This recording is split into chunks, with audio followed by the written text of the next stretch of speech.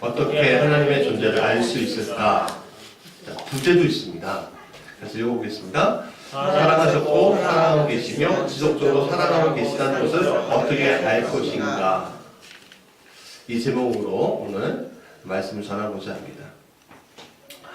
지난주에 부활이 우리의 신앙의 바탕이라고 분명히 저는 선포했습니다. 성경 그렇게 이야기하고 있고 그것 때문에 예수님이 이 땅에 오신 겁니다. 그렇다면 그 바탕은 무엇으로 만들어져 있을까? 그것에 대해서 오늘 우리가 나누고자 합니다. 얼마 전에 나사에서 블랙홀을 촬영하는데 성공했습니다. 영화에서 나오는 것처럼 아주 멋있고 아름다운 그림을 저는 좀 기대를 했는데 아직까지는 그런 선명한 그림이 나올 수 없다고 합니다. 블랙홀이라는 것은 무엇입니까? 무엇이든지 빨아당기는 힘이 있는 존재입니다. 블랙홀이 있으면 이 블랙홀의 중력으로 인해서 시간과 공간이 뒤틀려 버린다고 합니다.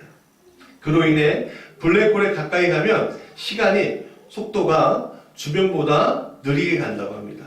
내가 느끼는 시간은 일정한데 외부의 사람들은 시간이 굉장히 빨리 가는 거죠. 천문학자들은 이 거대한 블랙홀이 우주의 중심에 있다고 합니다.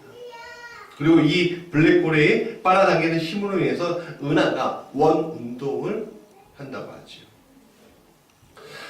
사실 블랙홀은요 수많은 입자들이 부딪히기 때문에 안에서는 굉장히 밝다고 합니다. 밝아야 한다고 한답니다.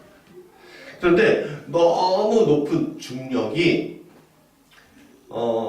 그 빛이 들어가면 나오지 못하게 만들기 때문에 우리는 볼 수 없고 단지 주변의 입자를 통해서 주변에 흐르는 입자의 형태를 통해서 우리는 블랙홀의 존재를 알 수가 있다고 합니다. 즉 직접적으로 볼 수는 없으나 간접적으로 경험할 수 있는데 굉장히 큰 에너지의 형태로 우리에게 다가옵니다. 근데 굉장히 멀리 있잖아요. 굉장히 멀리 있기 때문에 우리는 영향을 받지 않는다고 우리가 흔히 생각할 수 있습니다. 그러나 실제로 이 블랙홀이라는 게 일정한 우주에서 일정한 존재로 특히 중심에 있는 블랙홀은 굉장히 거대하기 때문에 일정하게 움직임으로 말미암아 항성들, 우리의 태양계 같은 항성들이 그 중력에 의해서 천천히 우리가 생각하기에는 천천히 우주도 생각하면 굉장히 빨리 그 중심을 향해서 돌아가고 있기 때문에 항성들이 자기 멋대로 마치 원자 안에 전자들이 자기 멋대로 막 움직여오고 튀기고 부딪히는 것이 아니라 일정하게 법칙을 향해 질서라는 법칙을 통해서 그들이 움직이고 있다는 겁니다. 그래서 우리가 이 블랙홀이라는 그 존재 때문에 우리가 이렇게 이 지구라는 이 별에서 이 지구라는 행성에서 우리가 일정하게 살 수가 있는 거죠. 만약에 블랙홀이라는 존재가 없고 그냥 제멋대로 항성들이 움직인다면 우리는 항상 위협에 놓여 있을 겁니다. 우리가 블랙홀의 존재를 보지 못해도 그 존재가 스스로 큰 힘을 발휘해서 그 존재를 나타내듯이 하나님도 자신의 존재를 나타내십니다. 하나님의 존재 자체를 우리가 눈으로 볼 수 없지요. 왜 눈으로 볼 수 없다고 했죠? 하나님은 거룩하시기 때문에 그렇습니다. 거룩하시다는 건 뭐냐면 흠이 없다. 그렇죠? 흠이 없고 상처가 없고 또 어떤 게 없을까요? 악한 것이 없는 거예요. 근데 잘 생각해 보세요. 흠이 없고 상처가 없고 완전한 건데 우리는 뭐죠? 굉장히 불완전한 존재예요. 그렇죠? 흠이 있고요. 그 다음에 상처가 있고요. 그 한마디로 어떤 존재예요? 죄가 있는 존재, 죄인인 것입니다. 그 죄인이 이 거룩하고 흠이 없는 존재를 만날 때, 자, 거룩하고 흠이 없는 존재가 흠이 있는 것을 만나면 어떻게 되죠? 흰 백지에 하다면 이제 매직으로 또는 딱 찍어요. 그러면 이 백지가 흰 도화지가 희다고 이야기할 수 있습니까? 없죠. 없단 말이에요. 지저분하네, 더럽네, 이렇게 우리가 이해할 거란 말이에요. 다른 데 사용하지 못합니다, 그런 거는. 그러니까 하나님의 그 거룩하다는 것은 흠이 없고 정말 불완전한 존재가 들어갈 수 없다라는 것을 우리에게 보여주는 겁니다. 그래서 우리가 그 거룩한 존재를 우리의 눈으로는 볼 수가 없는 겁니다. 우리는 죄인이고 유한한 존재입니다. 그렇기 때문에 우리 인간의 힘으로는 이 영원하신 하나님을 찾을 수도 없고 스스로 만날 수도 없고, 그렇기 때문에 우리는 하나님에 대해서 말할 수 없는 존재이라는 것입니다. 우리가. 그렇기 때문에 우리가 하나님의 존재를 알기 위해서는 전적으로 하나님의 은혜가 필요하다는 거예요.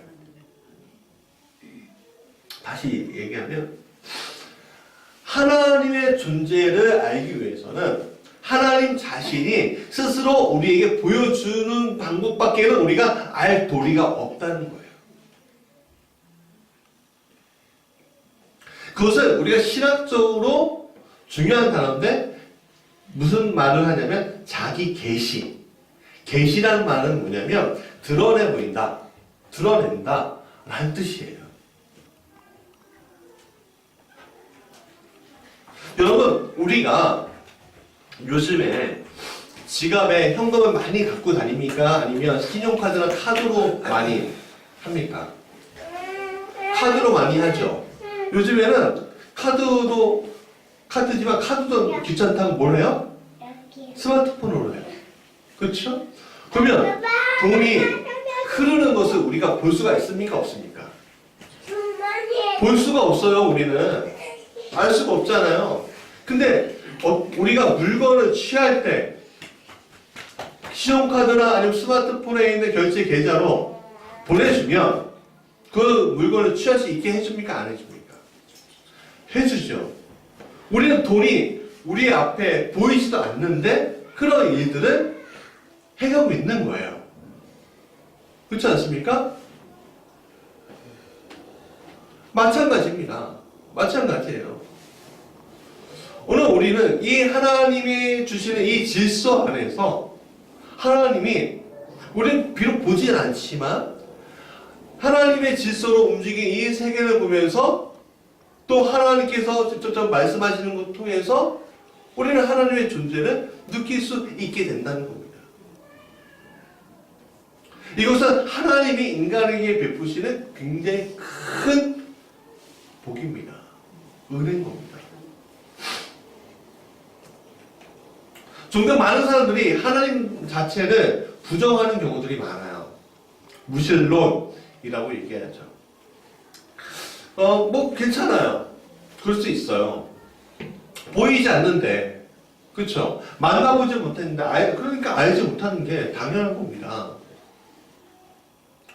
근데 어떨 때는 교회에 우리가 소속되어 있는데도 불구하고 하나님을 알지 못하는 경우들이 우리에게 종종 보여지게 되는 것을 우리가 볼 수가 있습니다.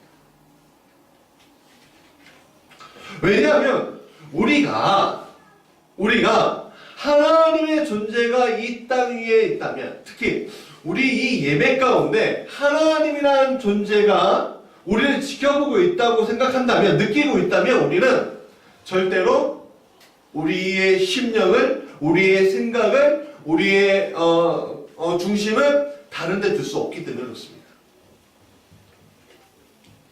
엄청난 존재가 내 앞에 있으면 시선 돌릴 수가 없는 거예요. 설교가 잘하고 못하고의 문제가 아닙니다. 예배당이 크고 아니면 음악이 대단히 멋있고 그거 문제가 아니에요. 우리가 작은 예배당이고 소수의 인원이고 목사가 설교를 잘하든 못하든 어떤 자리든 우리가 하나님의 존재가 이 자리에서 여러분들은 우리를 보고 있다고 생각한다면 우리는 움직일 수 없는 겁니다.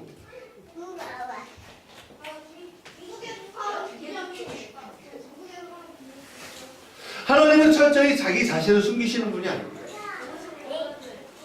오히려 드러내 주신다는 거예요. 그러나 거룩하다 보니까 인간이 그분을 보지 못하는 겁니다. 보지 못하니 알지 못한다고, 알지 못하니 믿지 못하겠다고 이야기하는 거 괜찮아요. 그게 인간이니까. 하나님을 알지 못하는 사람들이 있습니다. 그들은 하나님의 은혜를 경험하지 못한 사람들이죠. 하나님을 알지 못하니 오늘 내가 드리는 예배의 중요성이 오늘 선포되는 말씀이 나에게 대한 말씀인지 모르고 지나가는 거예요. 하나님이 직접 당신을 통해서, 여러분을 통해서 너가 오늘 내 얼굴을 봤으면 좋겠다. 내 음성을 이주환 목사를 통해서 들었으면 좋겠다.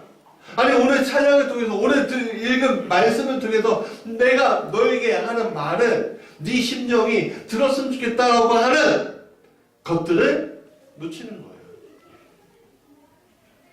그러니까 예배에 감격이 없는 거죠. 여러분 여기에서 기타 하나 치고서 드려도요, 예배에 감격이 있는 사람들은요, 이 예배가 아름답게 보입니다. 예전에 제가 모시던 담임 목사님이 부흥회를 많이 다니시는 분인데, 부흥회를 다니셨는데 어느 날 시골에 도시 같은 조금 그런 시골 있잖아요. 초청을 받았어요. 딱 갔는데 교회가 되게 초라하더래요. 초라했고, 사람들이 많이 보일까? 이렇게 생각했는데, 많이 모일 겁니다. 그러더래요. 목사님이. 근데 시간이 딱 됐어요. 보니까 목사님하고 목사님 사모님 두 분만 딱 있는 거예요. 이거 많은 생각이 들더래요. 이 사람들이 다 무슨 사기되시는 거 아니야? 뭐야? 그랬더니 이분들이 말씀이 너무 갈급했대요.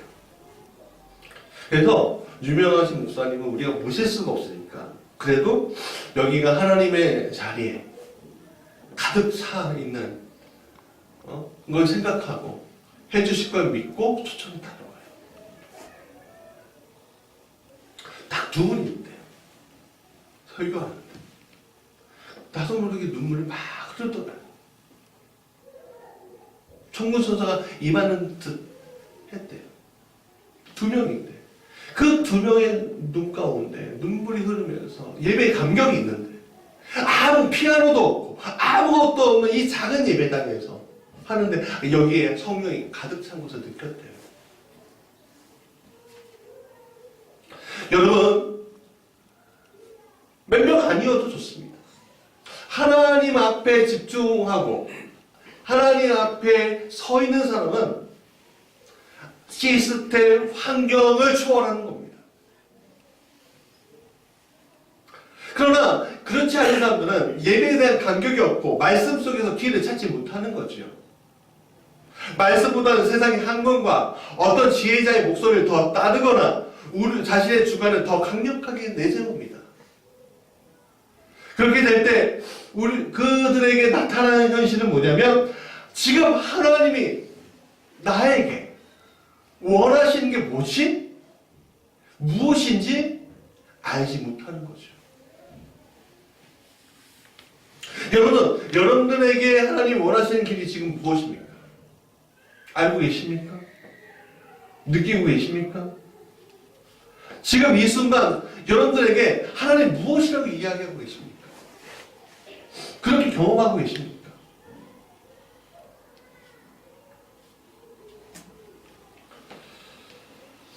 그렇게 될 때 우리는요, 궤도가 이탈하게 되는 거예요.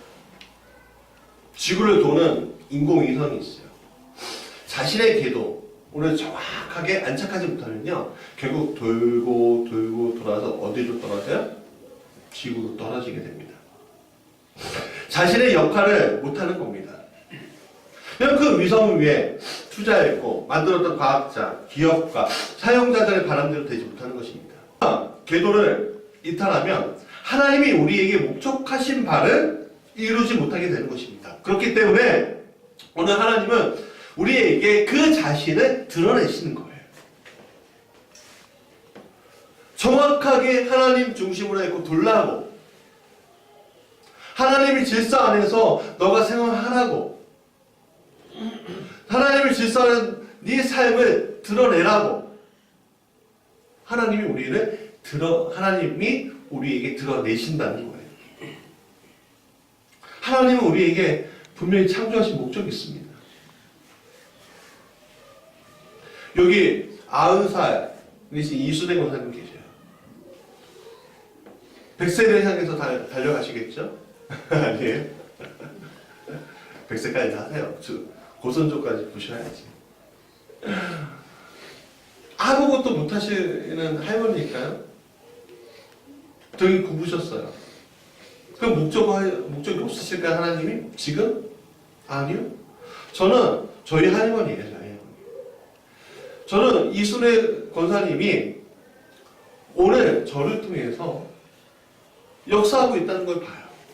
왜냐하면 제가 여러분들에게 항상 고백하는 것 중에 하나가 뭐냐면 내가 내 스스로 나의 능력으로 온 것이 아니라 어머니와 할머니의 기도 때문에 부모님과 할머니의 기도 때문에 양가 우리가 여기까지 온 것 같아요.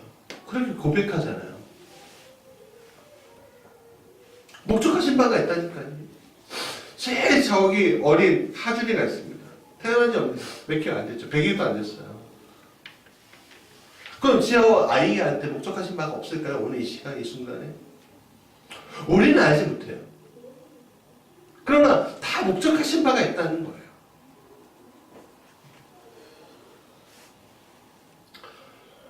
그래서 오늘 지금 여러분들에게 지금 말씀하고 있는 거예요. 오늘 너에게 내 자신을 드러내겠다라고 말씀하시는 거예요. 그런데 인간의 연약함은 이것이 하나님을 나를 향해서 자신을 드러낸 것인지 아닌지 명확하게 구분하지 못한다는 겁니다. 우리의 문제점이 거기 있는 거예요.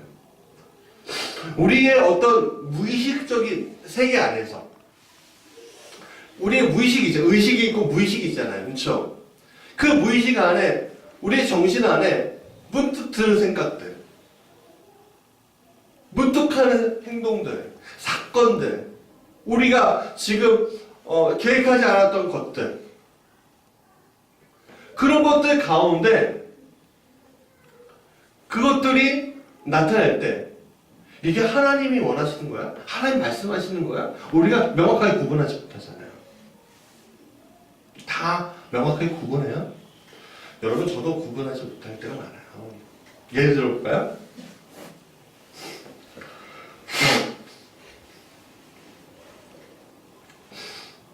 죄송해요. 좀 안 된 얘기인데요. 여러분 예를 들어볼까요? 이런 날이 있잖아요.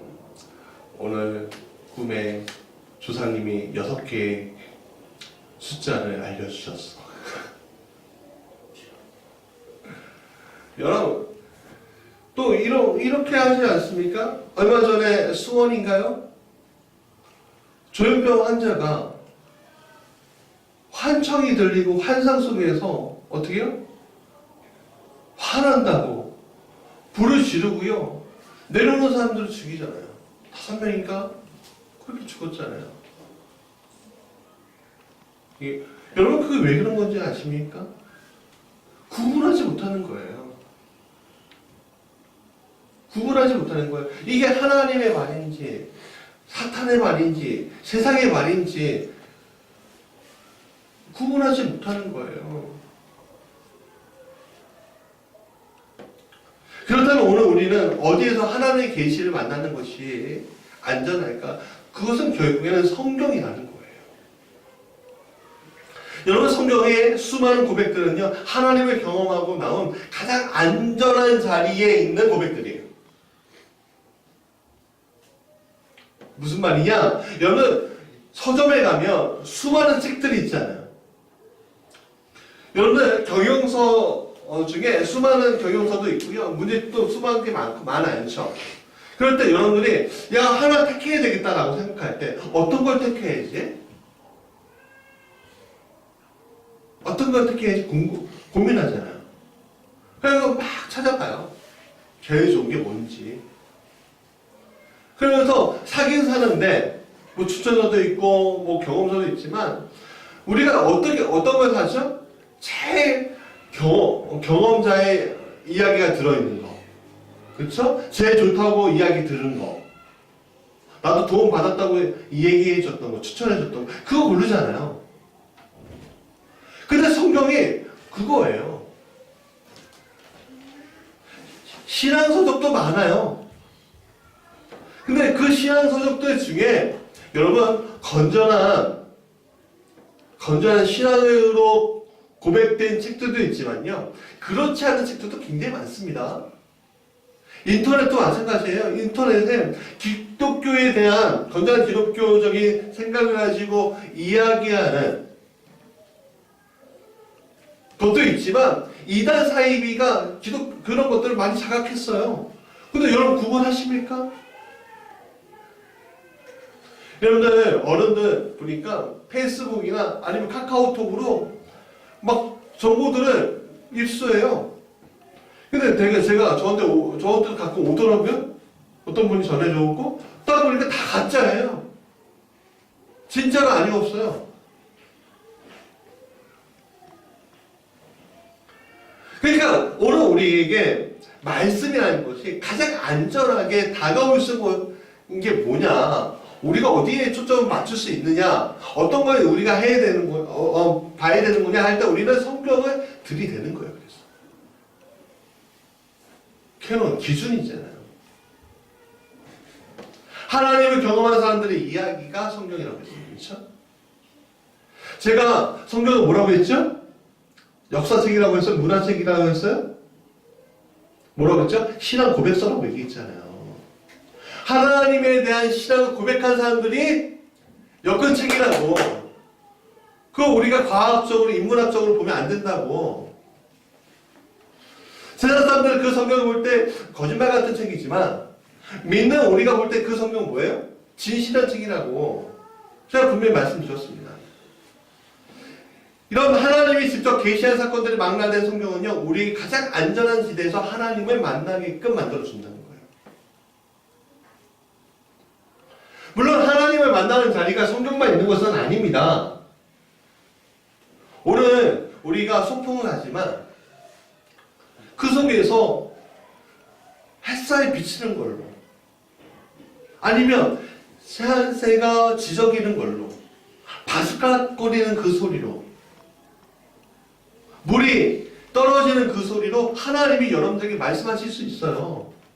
아니면 직접 바울처럼 직접 보여주시거나 모세처럼 불타는 떨기나무를 만나거나 그러실 수도 있어요. 굉장히 다양하게 오늘 우리에게 말씀해 주신다는 거예요. 때로 손님으로 오기도 하고요. 때로 천사로 오기도 해요. 불기둥과 구름 기둥처럼 확실한 게 우리에게 오기도 한단 말이에요.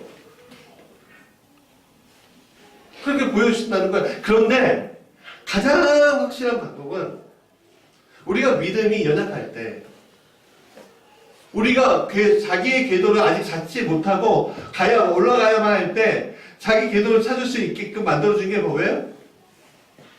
바로 성경이라는 거예요. 여러분 우리 무지개교회도요. 이 무지개교회라는 이름을 가지게 된 것도 하나님 외적인 사건을 위해서 가지게 됐습니다. 예전에 제가 간증했잖아요. 그러나 여기에서 제가 끝냈던 것이 아니라 골방에 들어가고요. 말씀을 얻었어요. 이사야서 55장 5절 말씀과 마태복음 16절 말씀 가지고서 하나님 제가 5년 후에 이 교회를 나가서 개척을 하든지 어떻게 하든지 할 텐데 하나님께서 말씀해달라고 골방에서 기도할 때 그 두 말씀 가지고서 기도하고 있었어요. 그런데 하나님이 정확하게 그 일을 일으켜 세워주셨고 그리고 무지개라는 이름을 우리에게 주신 거예요. 저에게 주신 거예요. 여러분 그런데 우리가 참 안타까운 게 뭐냐면 오늘 우리에게 잘못된 영적인 감각들이 있거든요. 이 영적인 감각들이 우리를 호도하고 있다는 거예요. 그렇기 때문에 그 호도된 것을 우리가 거부하고 정확하게 하나님 말씀을 바라보려면 뭐예요? 캐논, 기준이 필요한데 그게 성경이라는 거예요. 그렇기 때문에 오늘 우리가 성경이라는 것들을 차의 본네트 위에만 올려놓는 것이 아니라 스마트폰에만 보는 것이 아니라 잠깐 보는 것이 아니라 우리의 삶 가운데 그 성경이 들어와야 한다는 거예요. 그리고 그 성경을 알아가는 공부의 자세도 우리에게 필요하다는 거예요. 루터는 종교개혁할 때 외쳤던 것이 있습니다. 그게 뭐냐면요, 오직 성경, 오직 믿음, 오직 은혜라는 말이었어요. 그 당시 로마 카톨릭이 어떤 문제가 있었냐면요, 하나님의 말씀에서 벗어나도 한참 벗어난 말로 교황의 권위로 그것이 있다 해버리는 거예요. 예수 그리스도의 피로 인해서 우리가 면제받는 건데, 우리가 면제받는 건데, 교황의 기도해주는 면제부로 면제받는다. 그런 식으로 말씀을 호도하기 때문에 루터가 종교개혁을 일으키는데, 오직 성경, 오직 믿음, 오직 은혜라는 말로 종교개혁을 만실하는 거예요. 하는 여러분, 오늘 우리는 이게 성경이 이렇게 중요한 겁니다. 그런데 성경을 읽지 않으면서 하나님 우리가 어떻게 파악할 수 있습니까? 여러분, 지금까지 살아왔던 그 신앙관들이요, 올바를까요? 정확할까요? 그렇지 못하죠. 그렇죠. 그게 참 안타까운 거예요. 내가 어머니의 뱃속에서부터 내가 하나님을 알았다라고 외치는 사람들이 안타깝게도 성경을 보지 못하고 성경을 알지 못하는 거예요. 오늘 무지개 교회가 하나님의 백성으로 살아남으려면 어떻게 돼요? 성경을 알아야 한다는 거예요. 모세가 가나안으로 직접 갈 수 있었는데 못 간 이유가 뭔지 아십니까? 하나님이 거부했어요. 가지 못하겠단 말이에요. 왜? 이들 훈련이 안 됐기 때문에. 그래서 40년 동안 무슨 훈련을 한 줄 아십니까? 율법 훈련한 거예요. 10계명을 기초로 해서 수많은 율법들이 거기서 탄생하잖아요. 그 40년 동안 훈련하고 나서 그래서 가나안에 들어갔는데, 요단강을 건너고 여리고를 쳐들어가고 이길 수 있었는데 어디서 헤매요? 아이성에서 헤매잖아요.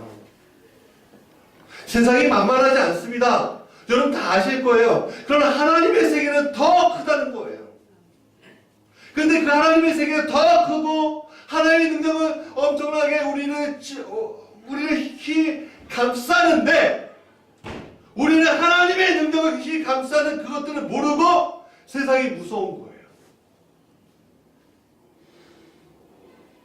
그러니까 오늘 그 세상이 무서운데 어떻게 합니까? 라고 할 때 성경도 읽지 않고 성경도 알지 못하고 성경을 배우려고 하지 않는데 그 속에서 내가 무슨 얘기를 하겠습니까? 기도해 줄게요. 그 얘기하는 거죠. 그러나 실질적으로 여러분들 위해서 기도할 때 역사가 일어나긴 하지만 실제로는 여러분들 안에서 역사가 일어나야 되지 않겠습니까? 하나님의 역사가 우리 안에서 강하게 일어나야 되지 않습니까? 그게 말씀이라는 거예요. 사랑하는 여러분, 여러분들에게 오늘부터 성경 읽기를 권합니다. 처음부터 안 읽어도 돼요. 처음부터 읽다가 항상 레이기, 신명기, 민수기 이런 데서 막히잖아요. 여러분, 펴엎고 거기서부터 읽으세요. 그럼 읽기로만 끝나는 것이 아니에요. 그 성경이 무슨 얘기하는 것이 알아야죠. 알아야지. 그래서 우리가 성경 공부 얘기하는 게 그거예요. 여러분, 한국 교회의 성경 공부가 좀 잘못되어 가는 건 우리가 파악해야 돼요. 왜냐하면 하나님의 제자를 만들어야 되는데 하나님의 제자가 아니라 목사님의 제자로 만들려고 하는 기류가 굉장히 많습니다.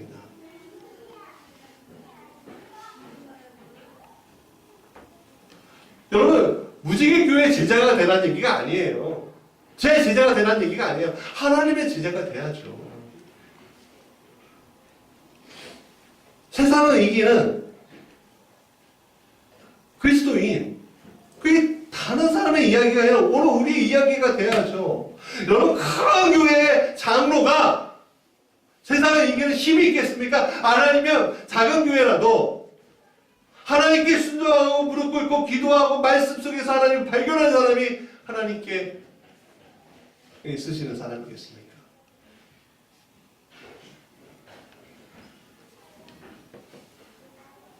정치인들이 당선이 되고 싶어서 작은 교회 찾아요? 큰 교회 찾아요? 큰 교회 찾죠. 맞아요. 그게 다 편이니까. 근데 그 사람들이 세상에 이게 힘이 있겠습니까? 자기가 취하고 싶은 권력, 그 욕심이지.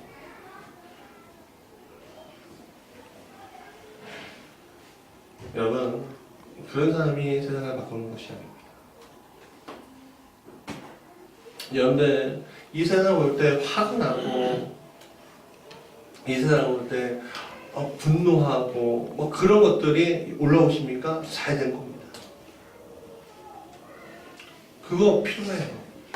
이 세상은 그냥 고착되어 있고, 가난한 사람은 가난해지고, 없이 사는 사람들은 더 저기 하고, 또 핍박받는 사람들은 더 저기 하는 그런 세상을 우리가 나하고 상관가 없지.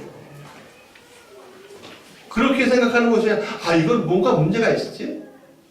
교회도 마찬가지죠. 뭐. 교회 안에 어떤 문제점이 있는데 그거에 대해서 잘 하시겠지. 그게 아니라 이건 좀 문제가 아닌가? 여러분 잘 생각하고 있는 거예요. 그런데 거기에서 끝나는 것이 아니라 거기에서 여러분들의 생각으로 그것의 문제를 해결하려고 하는 것이 아니라 하나님이 주신 마음으로 그 문제를 해결해야 된다는 거예요. 근데 그 마음이 들어있는 기준이 필요하잖아요. 그게 기준이 바로 성경이에요. 여러분 성경도 모르면서 난 하나님을 느껴라고 얘기하는 것은 구구단을 못하면서 난 수학을 잘해 라고 이야기하는 것 같습니다.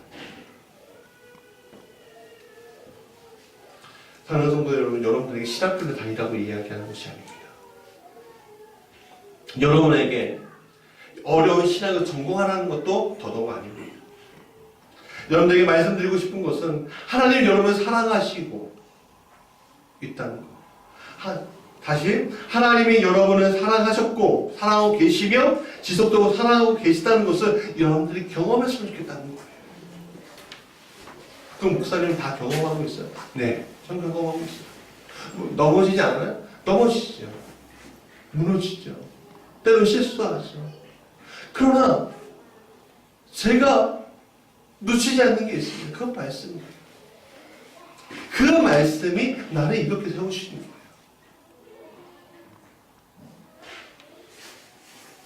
그 말씀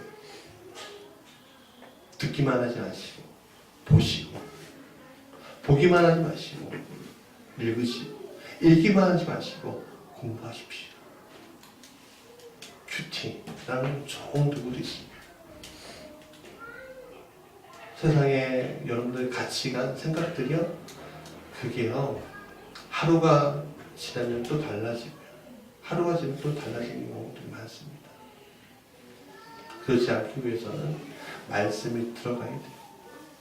말씀 가운데 우리 같이 있기 원합니다. 하나님의 존재를 정확하게 드러내주시는 그 성경의 말씀이 우리 교회의 기준이 되길 간절히 축원합니다.